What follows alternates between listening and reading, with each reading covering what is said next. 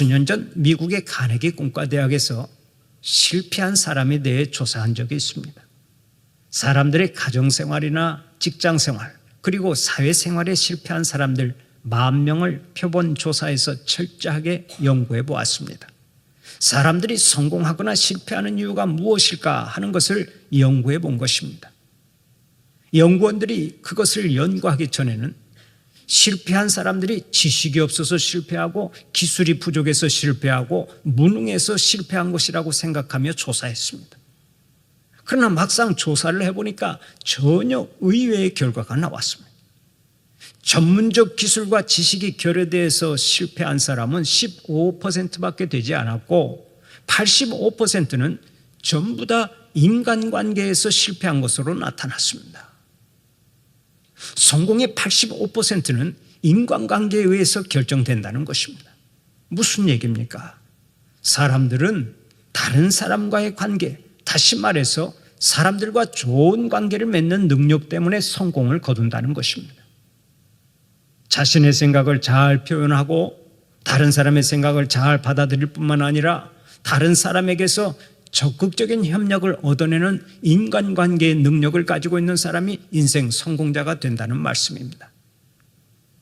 그런 의미에서 우리는 오늘의 본문을 주목해야 합니다. 본문은 우리에게 성공적인 인간관계의 비결을 가르쳐주고 있기 때문입니다. 흔히 마태복음 5장, 6장, 7장을 가리켜서 산상수훈이라고 말합니다. 예수님이 산 위에서 주신 귀한 말씀이라는 뜻입니다. 이것에 반해 본문은 평지수훈이라고 말합니다. 산상수훈의 내용과 비슷하지만 평지에서 주셨기 때문입니다. 이 말씀의 핵심은 믿음과 사랑 그리고 행함입니다. 그리스도께 대한 믿음과 사랑을 가진 자라면 이제 생활 속에서 행함으로 그것들을 드러내며 살아가라는 것입니다. 범사의 믿음의 열매, 사랑의 열매를 많이 거두어서 성공적인 인간관계 속에서 살아가라는 말씀입니다. 이 말씀 따라 우리 성도들이 성공적인 인간관계를 이루고 하나님께 큰 영광 돌리시기를 축원합니다. 그러면 성공적인 인간관계 속에서 살아가기 위한 삶의 비결이 무엇입니까? 첫째로 형제를 비판하기보다는 용서를 앞세워야 합니다. 오늘의 본문 37절을 보면 이렇게 말씀합니다. 비판하지 말라. 그리하면 너희가 비판을 받지 않을 것이요. 정죄하지 말라. 그리하면 너희가 정죄를 받지 않을 것이요. 용서하라. 그리하면 너희가 용서를 받을 것이요. 비판하고 정죄하는 일을 하지 말라고 말씀합니다. 흔히 사람들은 이웃을 볼 때는 고양이같이 날카로운 눈으로 보지만은 자기를 볼 때는 두더지같이 멀어버린 눈으로 보기 쉽습니다. 그래서 자신의 허물은 발견하지 못하면서 다른 사람의 허물을 보고 비판하는 데는 얼마나 빠른지 몰라요. 대개의 경우 비판을 하면 그 비판이 비판으로 끝나지를 않습니다. 처음에는 단순하게 비난을 하다가도 그 시간이 갈수록 점점 하나님의 자리에서 정죄하고 심판을 합니다. 인간에 대한 심판과 정죄는 오직 하나님께 속해 있음에도 불구하고 하나님의 자리에서 정죄하는 죄를 범합니다. 바로 여기에 인간의 약함이 있습니다. 그러므로 이러한 시험에 들지 않도록 우리는 늘 경계해야 합니다. 하나님의 말씀 앞에서 겸손해야 합니다. 너그러운 마음으로 형제를 바라보아야 합니다. 혹 형제의 허물을 보더라도 그것을 덮어주며 용서해 주는 마음을 가져야 합니다. 요한복음 8장을 보면 간음한 여인의 기사가 나옵니다. 한 여인이 간음을 하다가 현장에서 붙잡혔습니다. 사람들은 그 여인을 예수님 앞으로 데려와 돌로 쳐 죽이려고 했습니다. 그때 예수님께서 이렇게 말씀하셨습니다. 너희 중에 죄 없는 자가 먼저 돌로 치라. 여인을 돌로 치려던 사람들이 하나씩 둘씩 다 도망가 버렸습니다. 간음한 여인만 예수님 앞에 남았습니다. 그때 예수님께서 말씀하셨습니다. 여자여 너를 고발하던 그들이 어디 있느냐? 나도 너를 정죄하지 아니하노니 가서 다시는 죄를 범하지 말라. 주님은 오늘 또 본문을 통해서 말씀하십니다. 형제의 허물을 덮고 용서하라. 그러면 나도 너희를 정죄하지 않고 너희를 용서하겠노라. 주님은 우리가 형제의 허물을 덮어주기를 원하십니다. 형제자매의 연약함을 불쌍히 여기고 아픈 곳을 싸매주기를 원하십니다. 정죄보다는 용서해 주기를 원하십니다. 용서보다 더 아름다운 것이 없기 때문입니다. 유토피아를 저술한 토마스 무어는 영국의 유명한 인문주의자요 정치가였습니다. 그는 영국의 왕 헨리 8세가 이혼하고 재혼하면서 내놓은 왕위 계승법에 반대했다가 사형 선고를 당하고 맙니다. 사형 선고하는 재판장이 사형을 언도하고 나서 그에게 물었습니다. 당신 죽기 전에 마지막으로 남길 말이 없어? 그때 토마스 무어가 아주 밝은 얼굴로 재판장을 향해 말했습니다. 재판장님, 나는 여기서 이렇게 죽지만 천국에 가서 당신과 내가 반가운 친구처럼 대할 수 있기를 바랍니다. 스데반을 죽인 사도 바울이 하나님 앞에서 스데반과 친구가 된 것처럼 언젠가 당신도 하늘나라에서 나와 반가운 친구로 만날 수 있기를 바랍니다. 그 말을 듣고 재판장이 다시 한번 물었습니다. 내가 부득이 사형 선고를 합니다마는 당신은 어째서 그처럼 좋은 마음을 가지고 있습니까? 거기서 토마스 무어가 남긴 유명한 말이 있습니다. 주님께서 저에게 그렇게 하셨기 때문입니다. 예수님이 이 세상에 오신 것은 우리를 정죄하기 위함이 아닙니다. 우리 죄인들을 끝까지 사랑하고 용서하기 위해서 오셨습니다. 그래서 아무 죄도 없이 십자가에 매달렸을 때도 이렇게 기도하셨습니다. 아버지여, 저들을 용서하여 주시옵소서. 저들은 자신들이 하는 일을 모르나이다. 이 사랑의 기도가 우리의 태산 같은 죄를 덮었습니다. 이 사랑의 기도가 진홍같이 붉은 죄를 흰 눈처럼 깨끗하게 해주었습니다. 주님의 이 사랑으로 우리가 구원받고 주님의 이 사랑으로 우리가 영생의 복을 받았습니다. 얼마나 감사한 일입니까? 그렇다면 이제 우리도 주님처럼 용서하며 살아야 마땅한 것입니다. 사랑하는 우리 성도들이 항상 주님의 마음을 품고 기꺼이 용서하며 살아가시기를 바랍니다. 예수님은 오늘 또 친히 말씀하십니다. 너희는 형제를 용서하되 7번뿐 아니라 7번을 70번까지라도 할지니라. 예수님의 마음으로 형제를 바라보고 예수님의 심장을 가지고 형제를 용서할 때 하나님은 우리에게 복을 주시는 것입니다. 비난보다는 용서를 앞세우고 언제나 용서를 통해서 하나님의 놀라운 사랑을 경험하는 여러분들이 되시기를 간절히 축원합니다. 두 번째로, 악을 선으로 갚아야 합니다. 오늘의 본문 27절에서 29절까지를 보면 이렇게 말씀합니다. 그러나 너희 듣는 자에게 내가 이르노니 너희 원수를 사랑하며 너희를 미워하는 자를 선대하며 너희를 저주하는 자를 위하여 축복하며 너희를 모욕하는 자를 위하여 기도하라. 너는 이 뺨을 치는 자에게 저 뺨도 돌려대며 내 겉옷을 빼앗는 자에게 속옷도 거절하지 말라.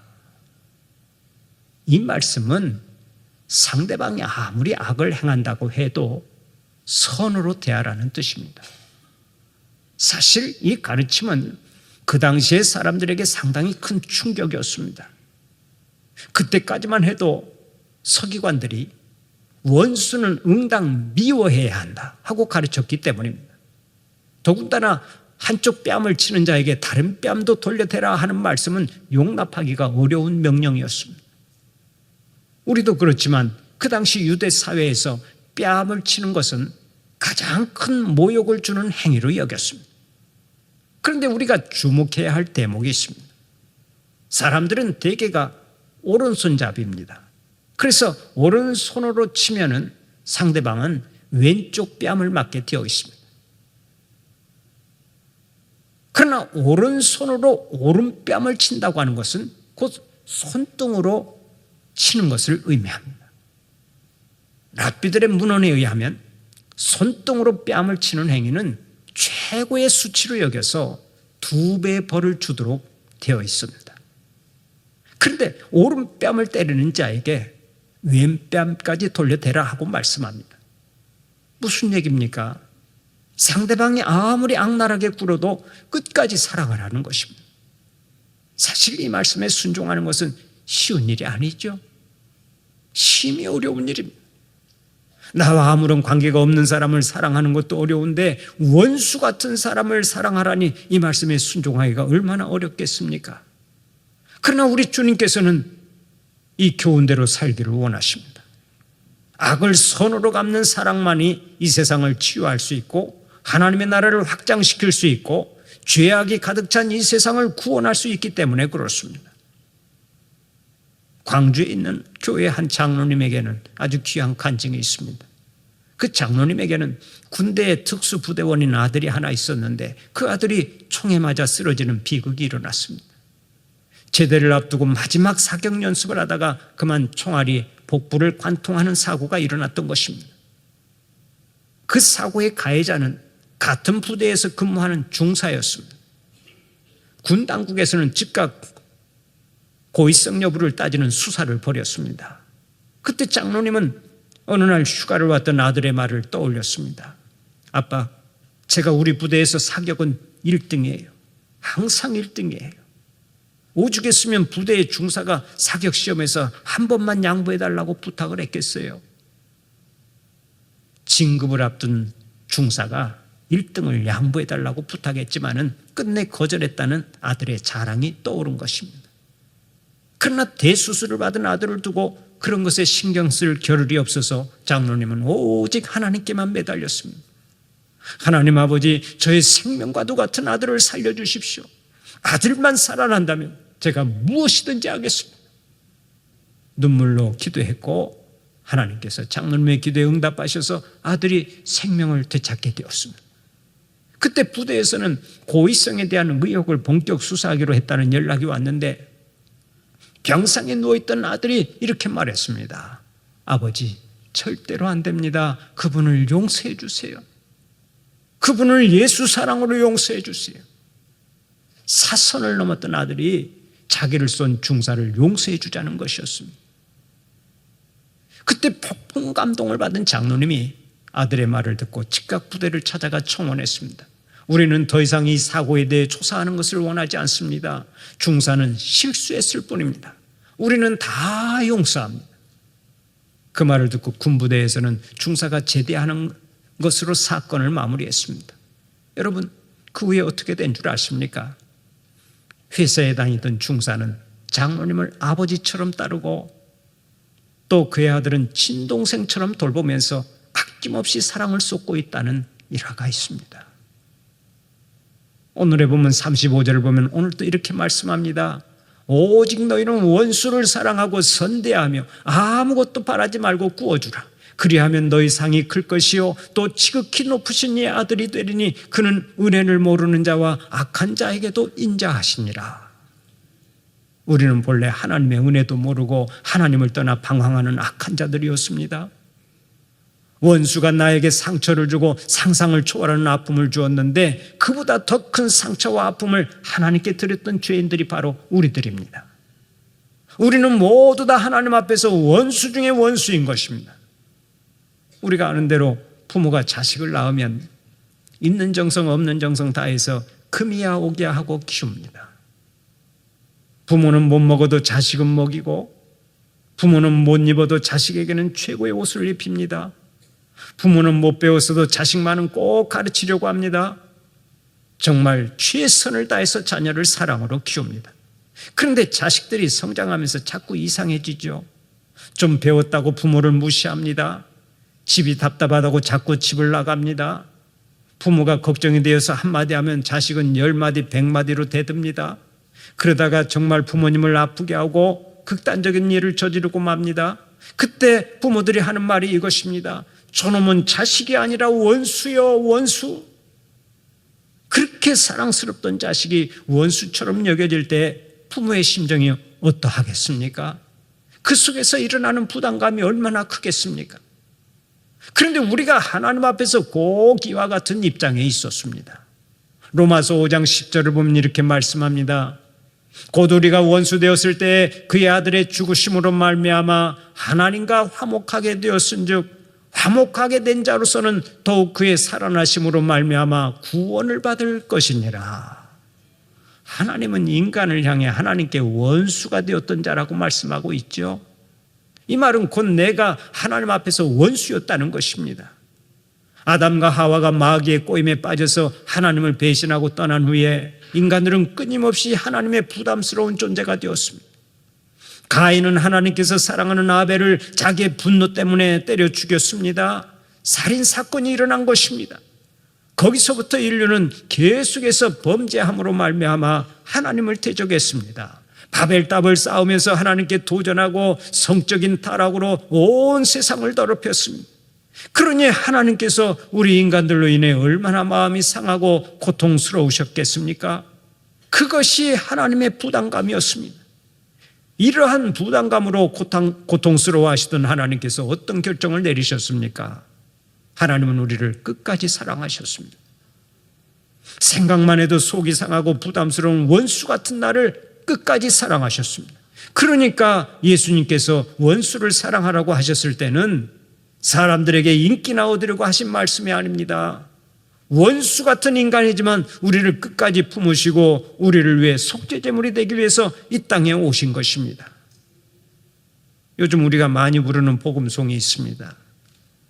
당신은 사랑받기 위해 태어난 사람. 참으로 좋은 노래입니다.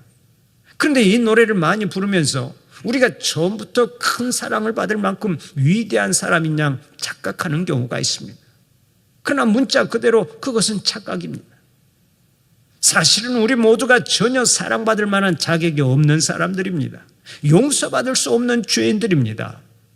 그럼에도 불구하고 하나님께서는 우리를 사랑하신 것입니다.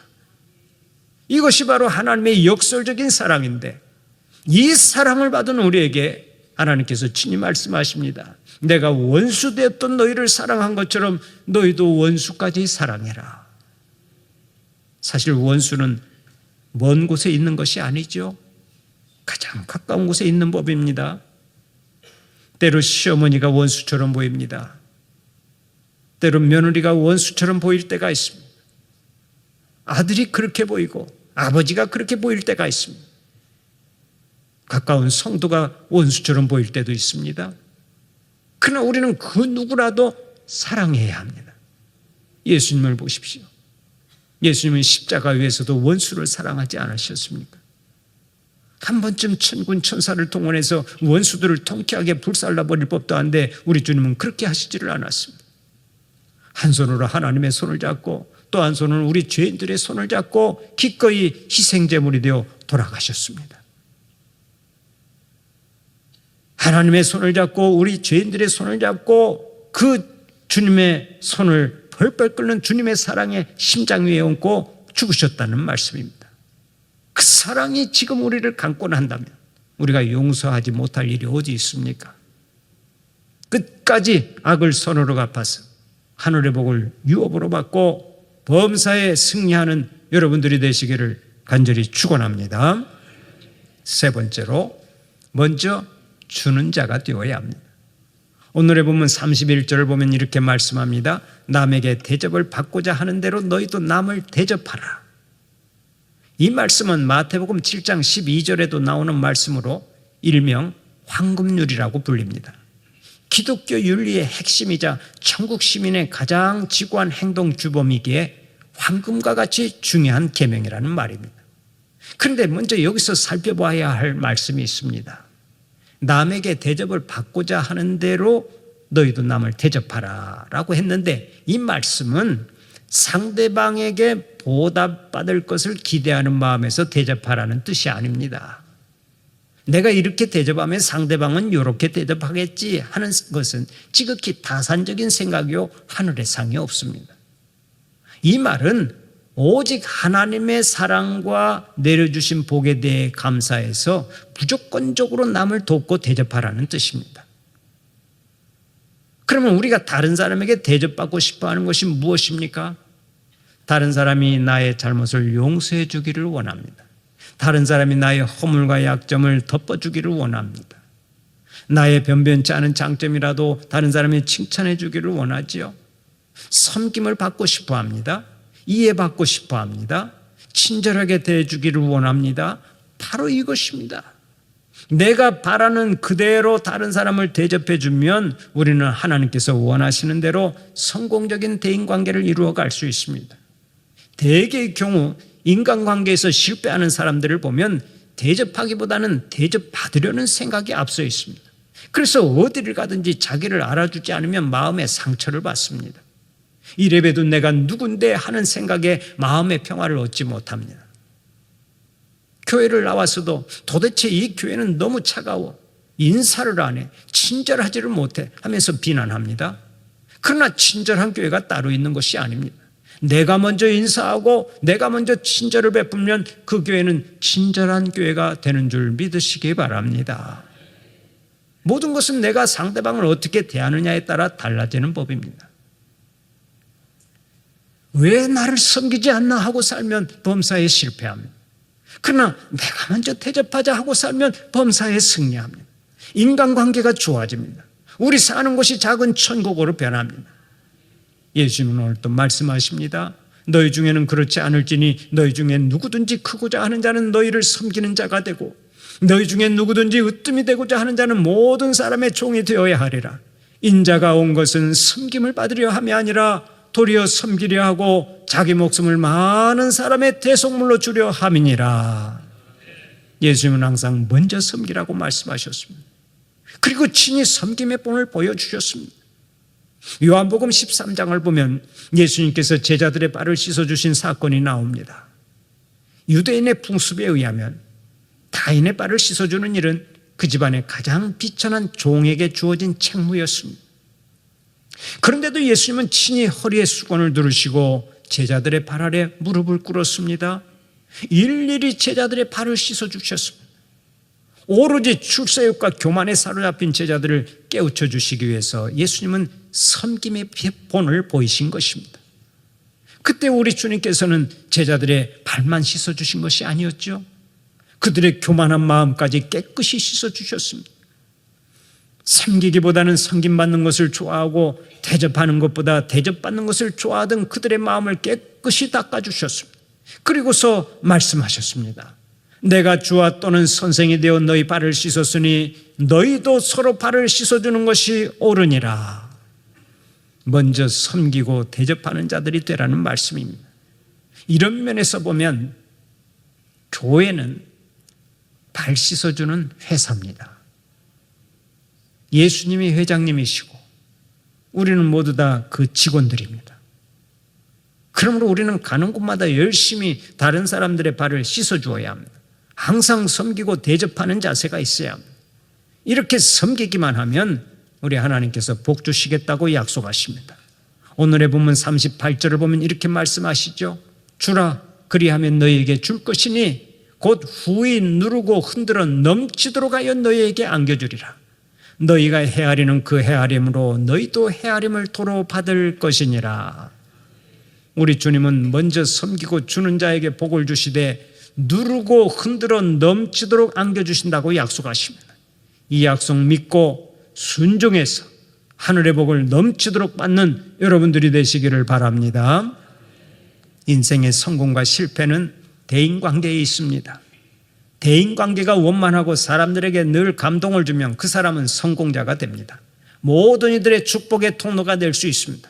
하나님의 영광을 높이 드러낼 수 있습니다. 날마다 주님의 이름으로 용서하고 악을 선으로 갚고 늘 나눠주기를 즐거워해서 범사에 승리하고 모든 사람들에게 존귀 여김을 받는 여러분들이 되시기를 간절히 축원합니다.